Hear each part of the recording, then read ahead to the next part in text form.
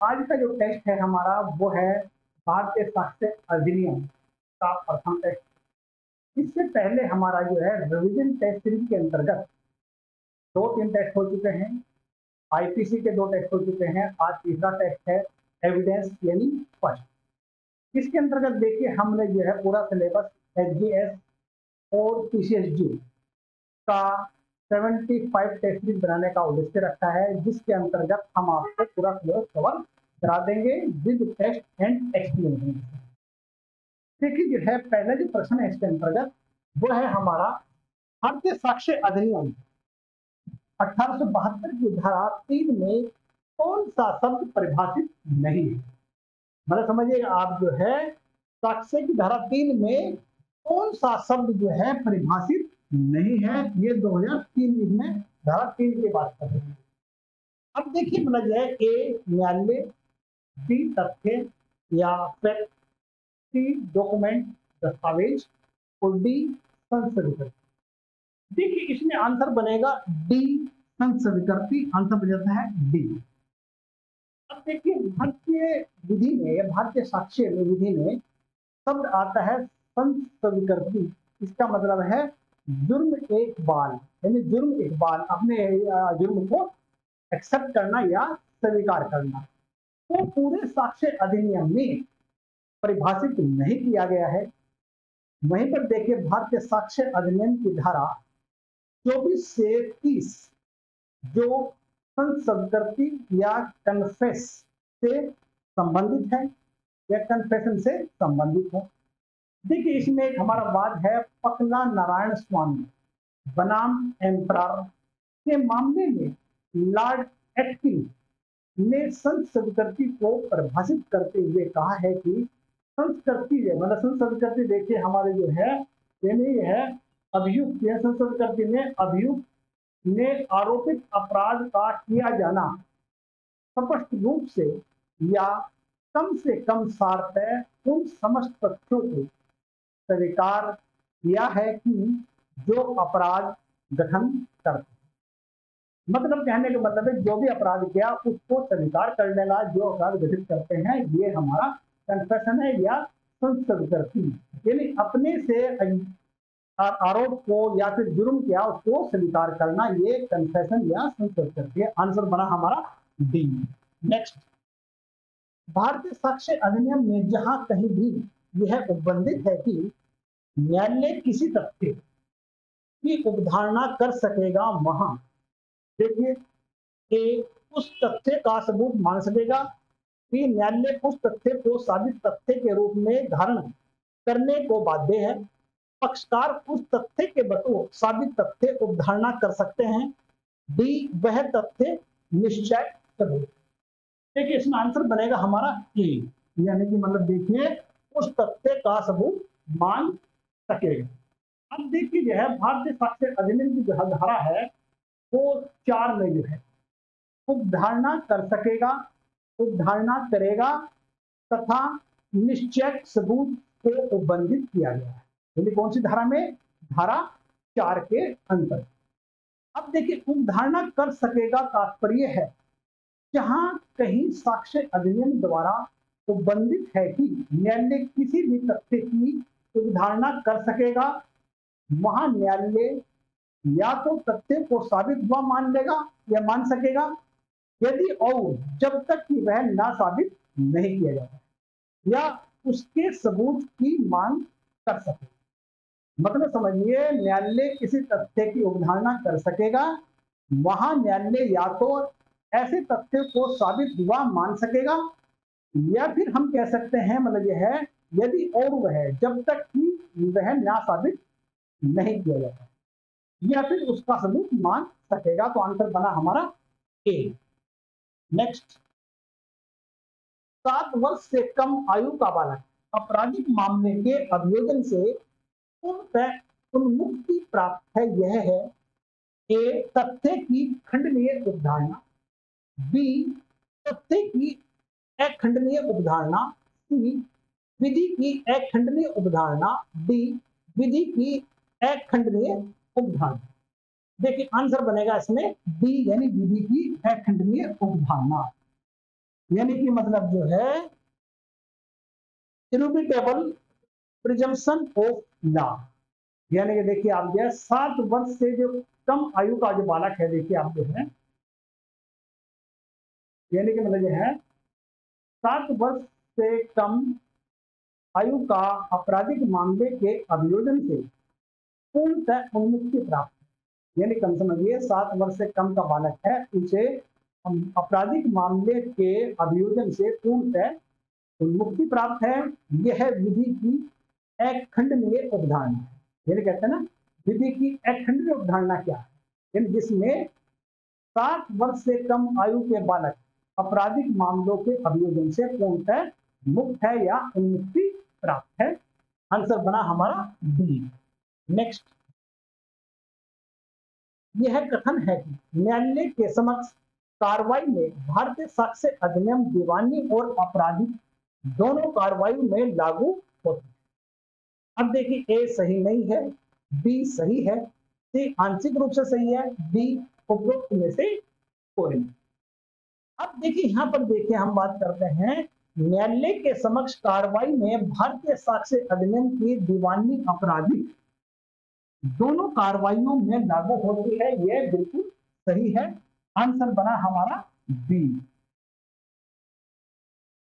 अब देखिए मिल गया भारतीय साक्ष्य अधिनियम की जो धारा है हमारी ए के अनुसार या एक में क्या बताया गया है, इसमें देखिए मिल गया धारा 1 के अंतर्गत सभी न्यायिक कार्रवाइयां या सभी न्यायिक कार्रवाइयों दीवानी या आपराधिक पर लागू होता है। यानी एक धारा 1 में क्या बताया गया है कि साक्ष्य अधिनियम की धारा 1 के अनुसार यह अधिनियम सभी न्यायिक मतलब कार्रवाइयों दीवानी और आपराधिक दोनों पर लागू है। तो आंसर बना हमारा देखिए इसमें भी आंसर बन जाता है। नेक्स्ट, साक्ष्य की विधि ए भूतलक्षी प्रभाव रखती है, बी व्यक्ति के मूल अधिकारों को प्रभावित करती है, सी सदैव भविष्य लक्षी प्रभाव रखती है, डी प्रक्रियात्मक विधि नहीं। आंसर बनाएगा देखिए भूतलक्षी प्रभाव रखती है, आंसर बना हमारा ए, ये ए बनेगा। अब देखिए साक्ष्य अधिनियम की जो प्रक्रिया है, साक्ष्य विधि की जो प्रक्रिया संबंधी विधि है और प्रक्रिया संबंधी विधि का भूतलक्षी प्रभाव होता है, यानी कि मतलब जो है साक्ष्य विधि प्रक्रिया संबंधी विधि है और प्रक्रिया संबंधी विधि का भूतलक्षी प्रभाव होता है। इस प्रकार भारतीय साक्ष्य अधिनियम की जो धारा है एक प्रक्रियात्मक विधि है और यह भूतलक्षी प्रभाव रखती है, इसलिए इसका आंसर बना हमारा ए। नेक्स्ट, लेक्स लोसी का अर्थ क्या है, यानी लेक्स लोसी जो है बहुत बार देखा आपने आता रहता है, बहुत सारे हैं आप क्वेश्चन सही भी करते हैं गलत भी करते हैं, तो इसका अर्थ क्या है देखिए आप जो है, ए देश की विधि सर्वोच्च, बी देश की विधि, सी स्थानीय विधि, डी इंग्लैंड की विधि।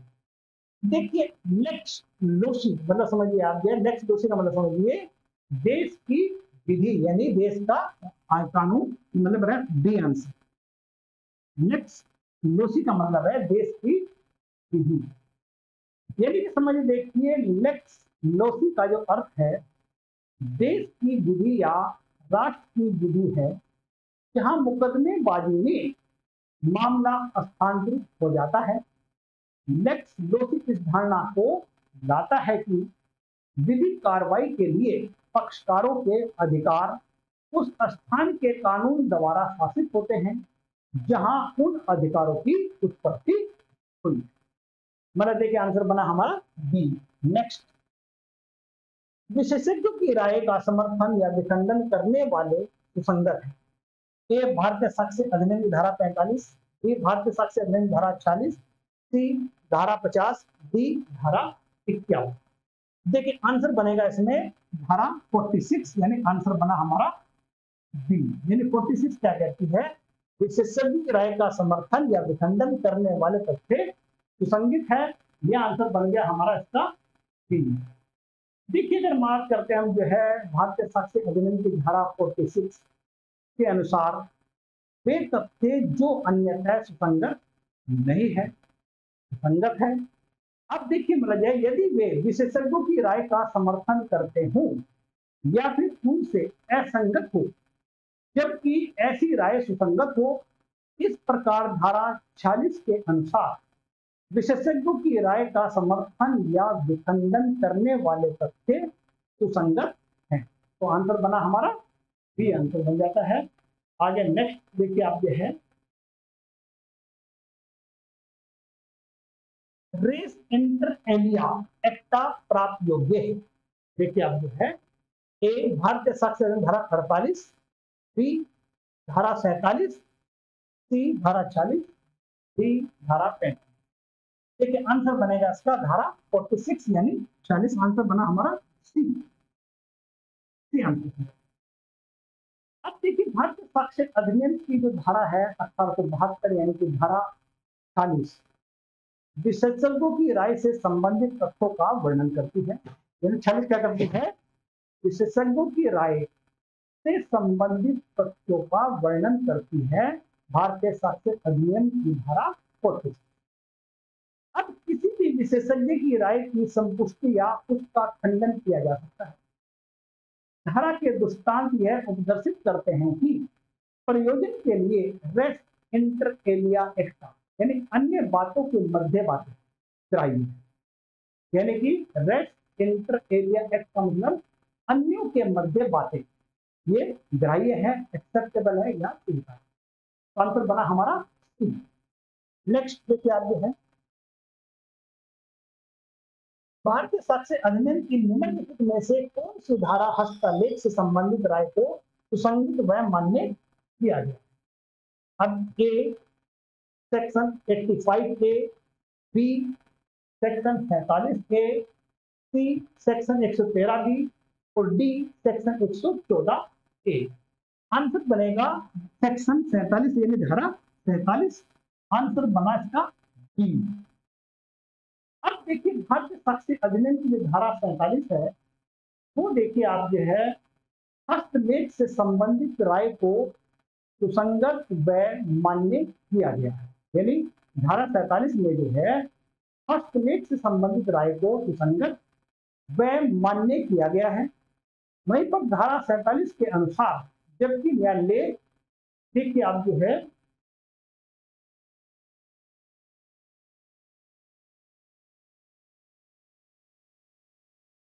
यानी कि मतलब जो है न्यायालय जो है देखिए धारा 47 के अनुसार जबकि न्यायालय को राय बनानी होगी कोई दस्तावेज किसी भी व्यक्ति ने लिखी या हस्ताक्षरित की थी तब उस व्यक्ति के हस्तलेख से जिसके द्वारा वह लिखी या हस्ताक्षरित की गई है अनुमानित की जाती है।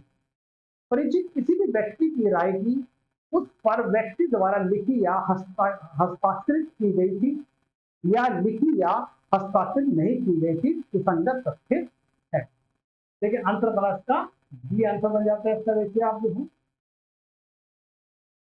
नेक्स्ट क्वेश्चन देखिए आपका जो है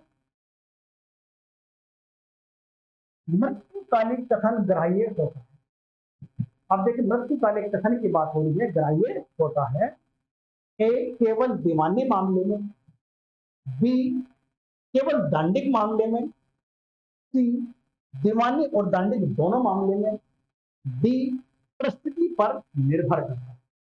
अब देखिए मृत्युकालिक कथन जो है कानूनी और दंडिक दोनों मामलों में लागू होता है। आंसर बना हमारा सी। अब देखिए इसमें देखिए आप जो है भारतीय साक्ष्य अधिनियम की जो धारा है 32 ए जो मृत्युकालिक कथन से संबंधित है। यानी कि धारा 32 सबकोलन ए के अंतर्गत मृत्युकालिक कथन साक्ष्य में सुसंगत है। मृत्युकालिक कथन सिविल और आपराधिक दोनों मामलों में लागू होती है। तो आंसर बना इसका सी। नेक्स्ट निम्न वादों में से कौन सा एक मृत्युकालिक घोषणा से संबंधित नहीं है?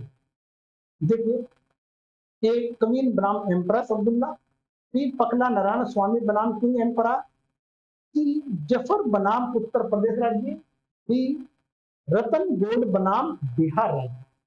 देखिए इसका आंसर बन जाता है हमारा सी, यानी कि जफर बनाम उत्तर प्रदेश, यानी आंसर बन गया इसका सी। अब देखिए इसमें जो है मैंने बताया था आपको, देखिए आप जो है अगर हम बात करते हैं इसके अंतर्गत देखिए जो है जफर बनाम उत्तर प्रदेश राज्य का जो मामला है, भारतीय साक्ष्य अधिनियम की धारा 118 के अंतर्गत बालक साक्षी से संबंधित है, जबकि क्वीन एम्प्रेस बनाम अब्दुल्ला पकला नारायण स्वामी बनाम एम्पर रतन गोड़ बनाम बिहार राज्य के मामले मृत्युकालिक घोषणा से संबंधित है। तो आंसर बना देखिए हमारा इसमें सी आंसर, यानी कि जो है मृत्युकालिक घोषणा से ये जफर बनाम उत्तर प्रदेश लागू नहीं है, यह संबंधित नहीं है। नेक्स्ट क्वेश्चन देखिए आपका, देखिए जो है इसका आंसर मिल जाता है हमारा सी आंसर मिल जाता है। नेक्स्ट क्वेश्चन, भारतीय साक्ष्य अधिनियम के निम्नलिखित में से किस धारा को सूचना प्रौद्योगिकी अधिनियम 200 के द्वारा प्रतिस्थापित किया गया? देखिए इसका बनेगा आंसर अनुच्छेद धारा 29, धारा बी में 35, सी 39 और डी 40। देखिए आंसर बनेगा धारा 39, आंसर बन गया इसका सी। नेक्स्ट क्वेश्चन देखिए आपका जो है, भारतीय साक्ष्य अधिनियम की निम्नलिखित में से कौन सी धाराएं निश्चयाक साक्ष्य से संबंधित रखती है? अब इसमें देखिए निश्चयाक साक्ष्य से संबंधित है वो देखिए आपका, देखिए ए 41, 112, 113, बी 112, सी 113, डी 112 एंड 113। देखिए आंसर बनेगा ए, यानी कि जो है 41, 112, 113। ये कह रहे हैं देखिए यहाँ पर जो है निश्चयाक साक्ष्य से संबंधित रखती है जो है 41, 112, 113। अब देखिए धारा 141 क्या कहती है, प्रबोध इत्यादि विषय अधिकारिता के किन्हीं निर्णयों में सुसंगति। 112 जो है विवाहित स्थिति के दौरान में जन्म होना धर्मतः का निश्चयाक सबूत है। 13 राज्य क्षेत्र के अध्ययपूर्ण का सबूत। तो देखिए आंसर बना हमारा इसका ए आंसर बन जाता है। नेक्स्ट, निम्नलिखित निर्णयों में से कौन सा साक्ष्य अधिनियम की धारा 41 से विसंगत है? यानी कि इसमें देखिए आप जो है विवाला विषयक न्यायालय का निर्णय, विवाह विषयक न्यायालय का निर्णय, प्रबोध विषयक न्यायालय, डी आपराधिक विषयक न्यायालय। आंसर बना इसका डी, यानी इसका डी आंसर बनता है। देखिए मैं डिस्कस पहले कर चुका आपको है। आगे नेक्स्ट क्वेश्चन देखिए हमारा जो है वो बनेगा, देखिए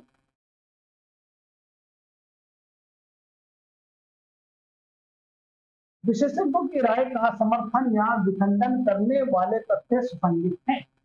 देखिए इसमें आंसर बनेगा इसका धारा 46 जो पहले डिस्कस हुआ था, आंसर बना बी। नेक्स्ट क्वेश्चन देखिए आपका, भारतीय साक्ष्य अधिनियम 1872 के किस प्रावधान के अंतर्गत इलेक्ट्रॉनिक साक्ष्य की परीक्षा की राय एक सुसंगत तथ्य से की? देखिए इसके अंतर्गत देखिए आपका आंसर बनेगा, देखिए 45A 45, ये देखिए आप जो है 47A 65A 65B। आंसर बनेगा ए 45A, आंसर बनेगा हमारा ए बनेगा। यानी कि मतलब 45A के अंतर्गत इलेक्ट्रॉनिक साक्ष्य की परीक्षा की राय एक सुसंगत तथ्य है जो 45 की बात करते हैं। अब देखिए अगर हम याद करते हैं 45A में जो है नेक्स्ट क्वेश्चन देखिए आप जो है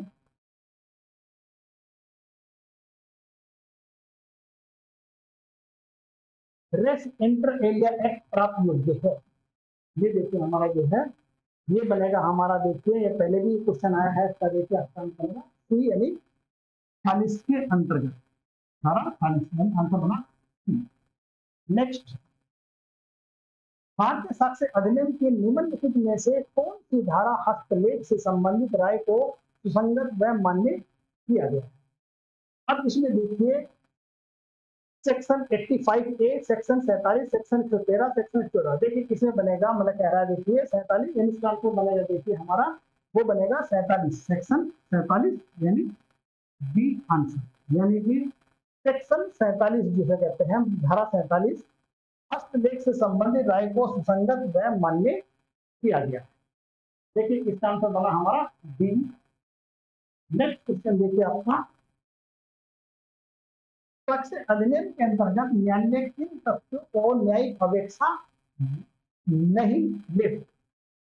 अब देखिए इसमें जो है शासन के द्वारा की गई संविधिक अधिसूचना हो सकता है, शासन के द्वारा जारी की गई कार्यपालिक अधिसूचना, इसका आंसर बनेगा बी, यानी इसका ये आंसर बने हमारा बी। अब नेक्स्ट देखिए मतलब ये है आपका जो क्वेश्चन है आपका